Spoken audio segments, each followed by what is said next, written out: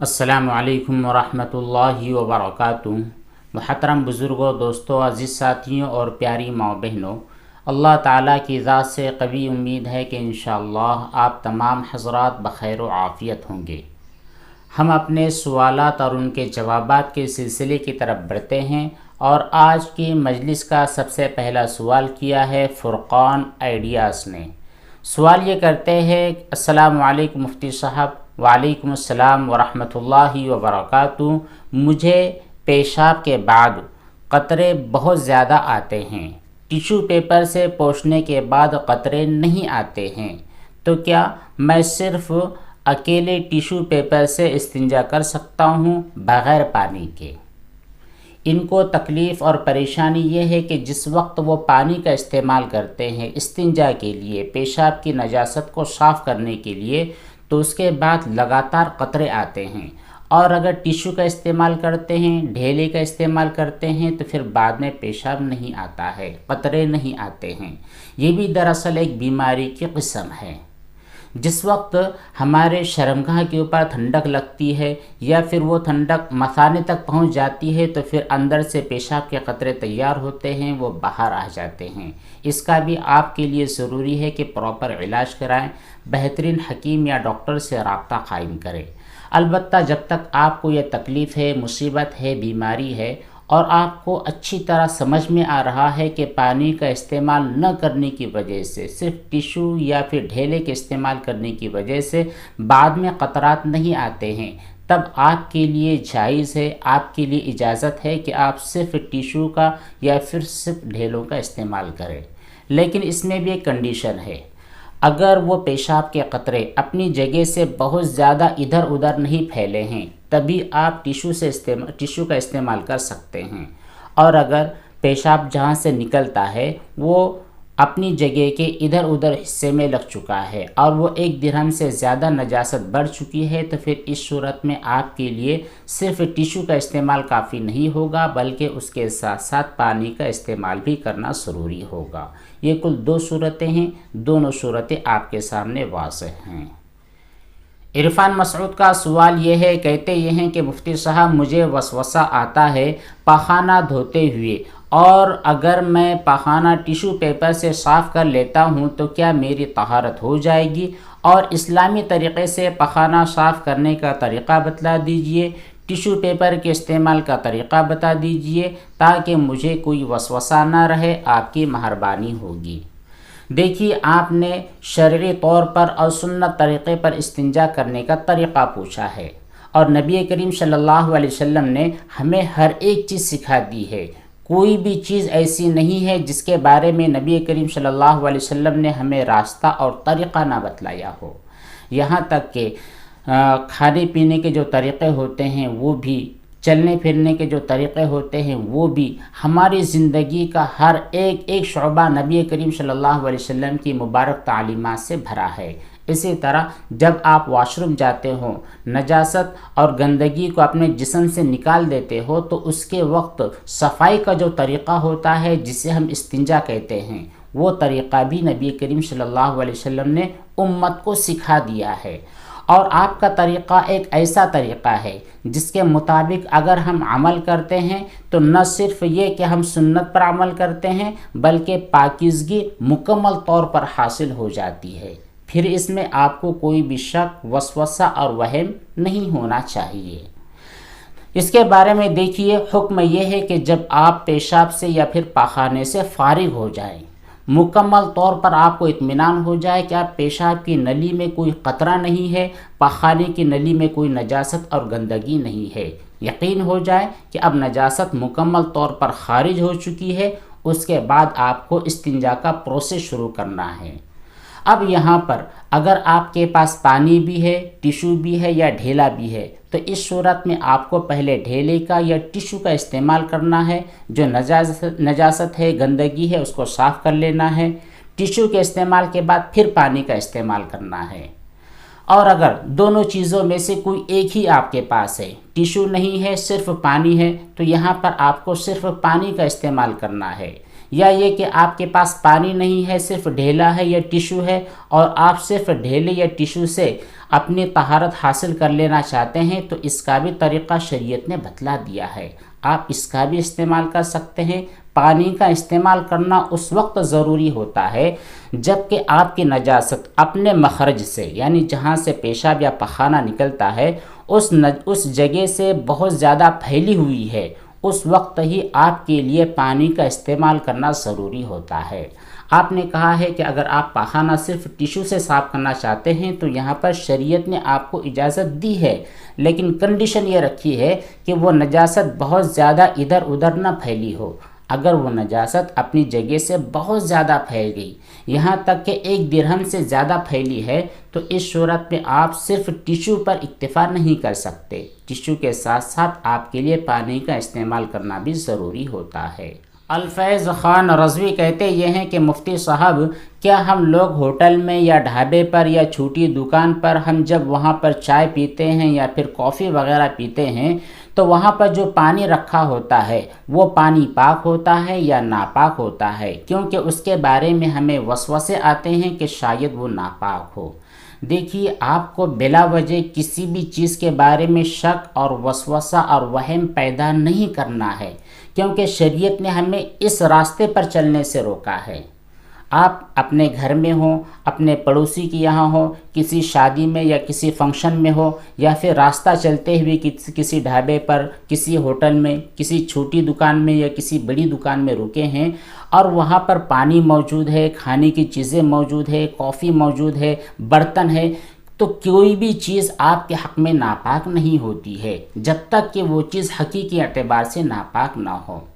اس لیے خامخواہ آپ اپنے ذہن کے اندر کسی بھی چیز کے ناپاک یا گندے ہونے کا تصور پیدا نہ کیا کرے، ورنہ زندگی اجیرن ہو جائے گی۔ ہم 1 کپ چائے کے لیے اور 1 گلاس پانی کے لیے بھی ترس جائیں گے۔ اس لیے ایسی صورتحال ہمیں اپنی نہیں بنانی ہے۔ ہر چیز پاک ہوتی ہے، پانی پاک ہوتا ہے، چائے وغیرہ پاک ہوتی ہے، کھانے پینے کی چیزیں پاک ہوتی ہے، الا یہ کہ آپ کو نجاست کا یقین ہو جائے۔ آپ نے 1 کپ اٹھایا ہے اور آپ اپنی آنکھوں سے دیکھ رہے ہیں کہ اس میں نجاست گری ہے، یا پھر نجاست کی بدبو آ رہی ہے، یا پھر جو نجاست کا کلر ہوتا ہے وہ کلر اس میں ظاہر ہے، تبھی وہ چیز ناپاک ہوگی۔ خامخواہ کسی بھی چیز کے بارے میں شک کرنا، اس کے بارے میں وسوسہ پیدا کرنا، یہ کسی بھی مومن کی شان نہیں ہوتی ہے۔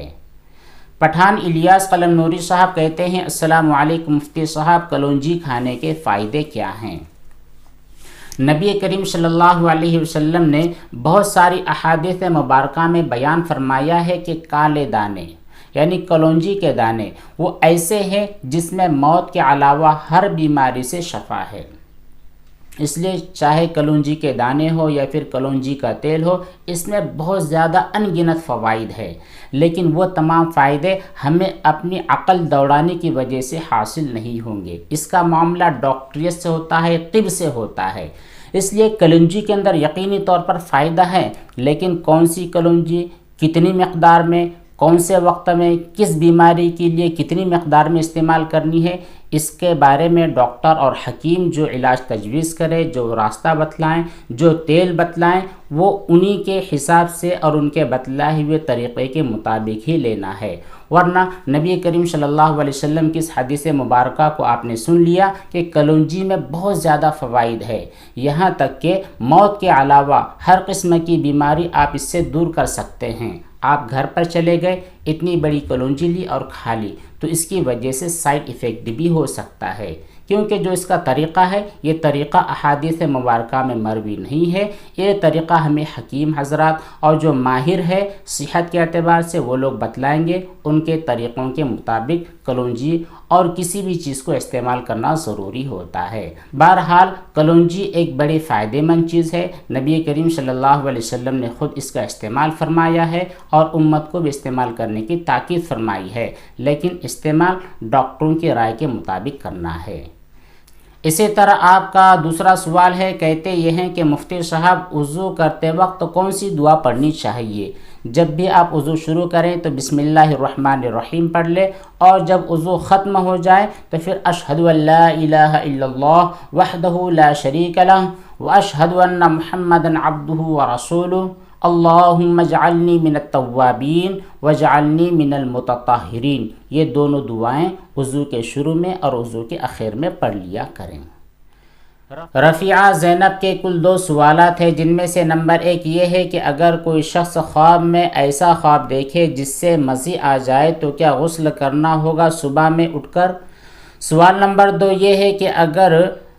گندے خواب دیکھنے کے بعد کپڑے پر کوئی نجاست نہیں لگی ہے، بس شرمگاہ پر ہلکی سی نمی لگی ہے جو کہ ڈیلی صبح اٹھنے کے بعد نظر آتی ہے، تو کیا غسل کرنا واجب ہوگا؟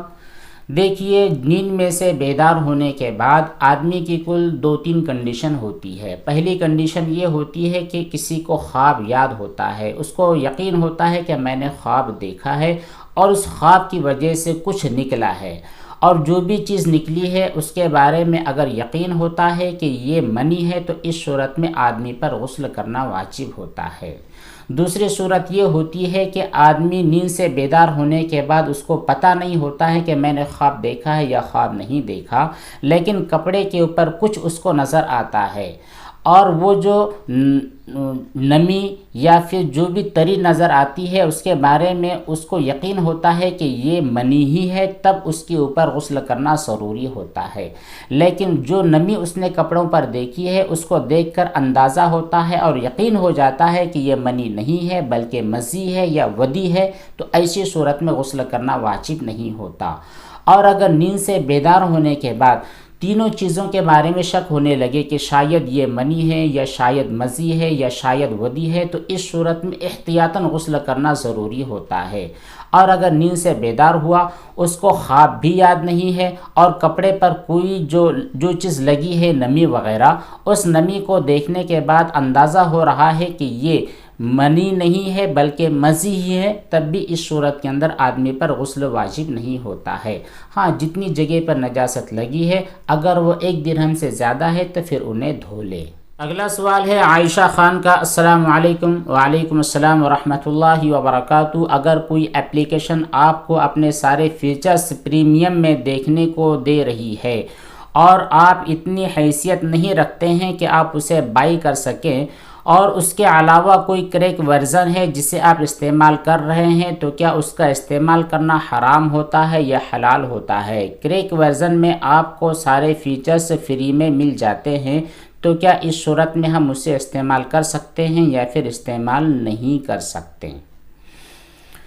دیکھیے، کمپیوٹر کے اور موبائل کے بہت سارے سافٹ ویئرس اور اپلیکیشنز ایسے ہوتے ہیں جنہیں خریدنا پڑتا ہے۔ خریدنے کے بعد ہی اگر ہم اسے استعمال کرتے ہیں، اور استعمال کرنے کی صورت میں اس کی جتنی بھی فیسلٹیز ہوتی ہے وہ سب ہمیں ملتی ہے، جیسے کمپیوٹر کے اندر ہوتا ہے امپیج ہے یا پھر کورل ڈرا ہے وغیرہ۔ اسی طرح موبائل کے اندر بھی چلانے والے بہت سارے اپلیکیشنز جن کو بائی کرتے ہیں، خرید لیتے ہیں، تو پھر ان کے لوگو غائب ہوتے ہیں اور ان کے جتنے بھی فیچرز ہیں وہ ہمیں مل جاتے ہیں، اور وہ جو فیچرز ملتے ہیں، جو سہولیات ملتی ہیں، یہ ہمیشہ کے لیے مل جاتی ہے۔ اور اگر اس میں کوئی پرابلم آتا ہے، کوئی دقت اور پریشانی آتی ہے، تو پھر سروس سینٹر پر شکایت کرنے کی وجہ سے آپ کا پرابلم ختم بھی کر دیا جاتا ہے۔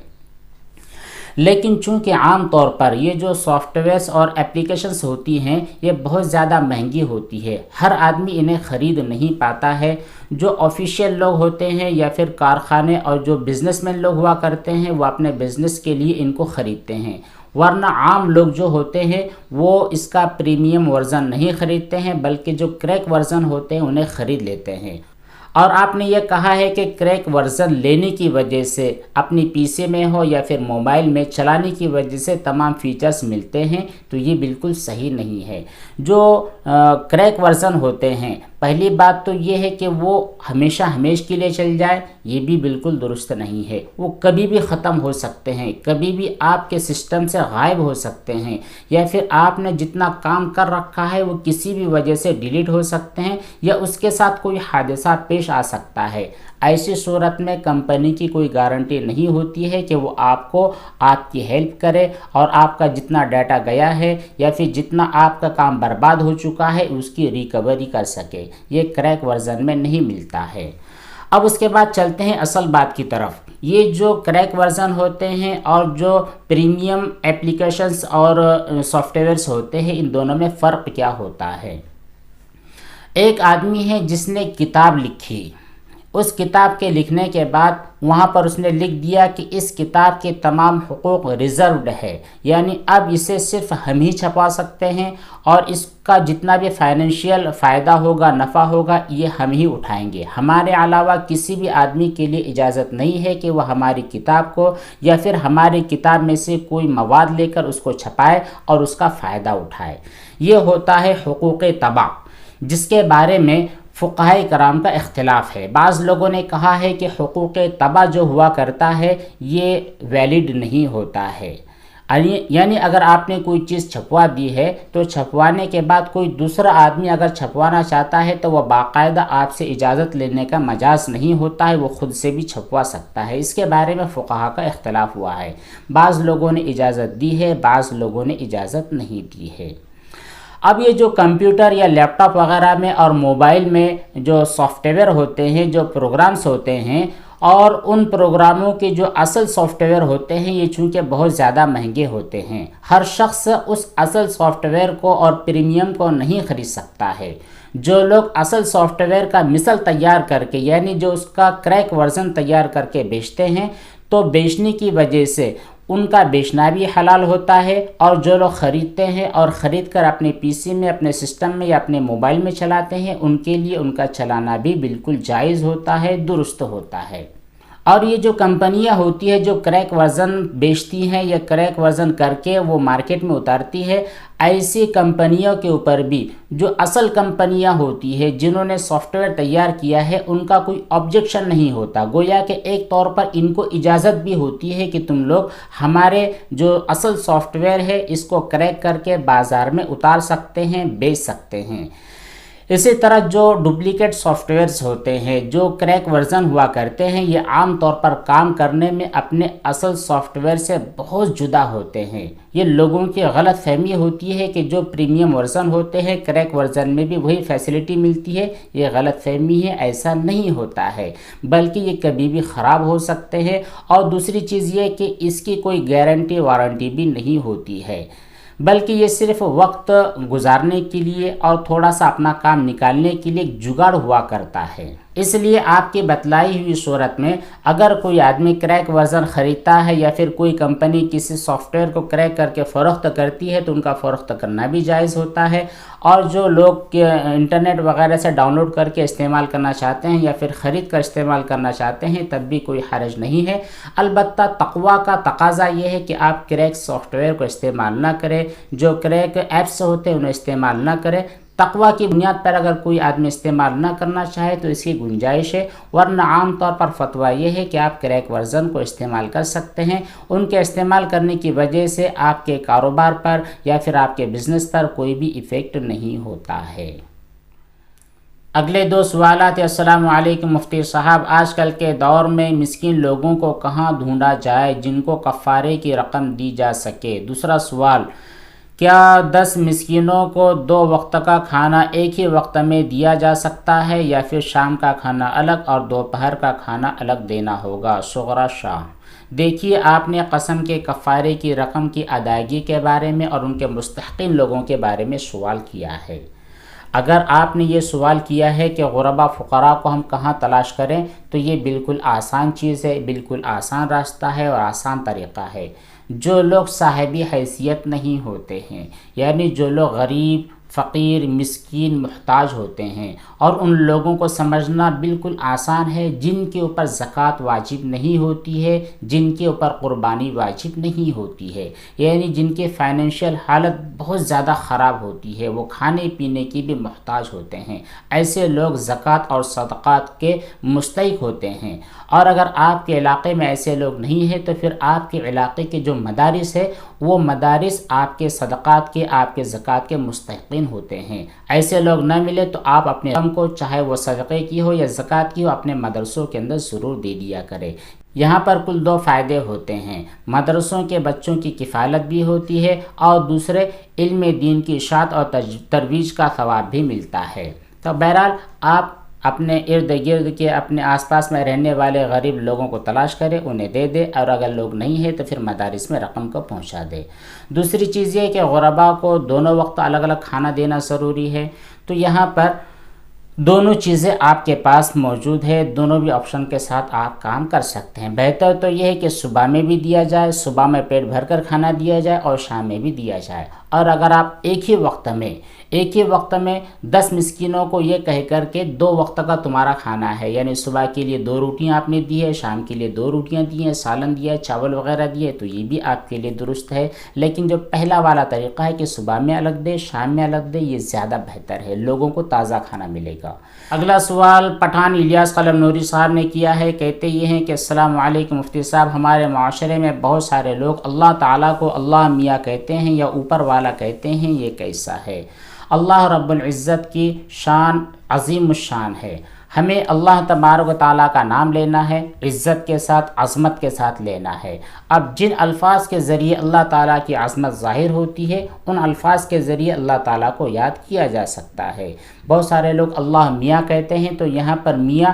یہ اللہ تعالیٰ کی تعظیم کے لیے ہوتا ہے، اس کی حقارت کے لیے نہیں ہوتا، اس لیے لفظ اللہ کے ساتھ اللہ میاں کہا جا سکتا ہے، گناہ والی بات نہیں ہے۔ اسی طرح اوپر والا،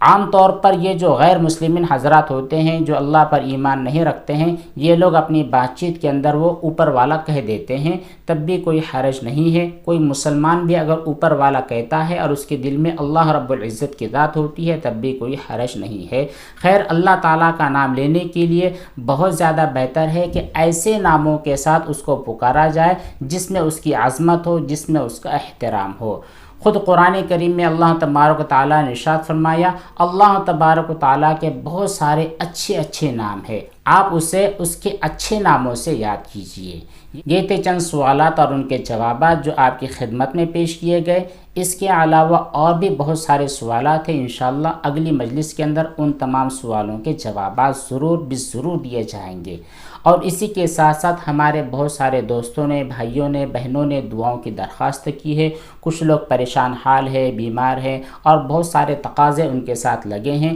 اس لیے ہم اپنے دل کی گہرائیوں سے ان کے لیے دعائیں کرتے ہیں، اللہ تبارک و تعالیٰ سے درخواست کرتے ہیں کہ آپ کے جتنے بھی کام ہیں ان تمام کاموں کو عافیت کے ساتھ مکمل فرما دے۔ جو لوگ مریض ہیں اللہ تعالیٰ انہیں شفاء کاملہ، دائمہ، عاجلہ، مستمرہ نصیب فرمائے۔